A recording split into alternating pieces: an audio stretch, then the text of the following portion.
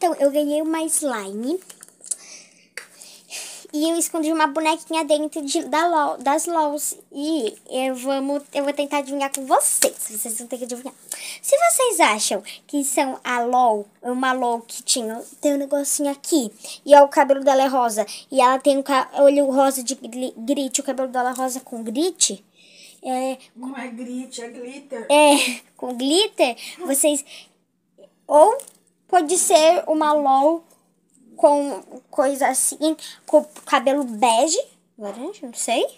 E o vestido dela é azul com duas botinhas amarelas. Vamos ver qual que vocês vão falar. Falem nos comentários e dá like. Se vocês acham que foi a primeira que eu falei, dá like e comenta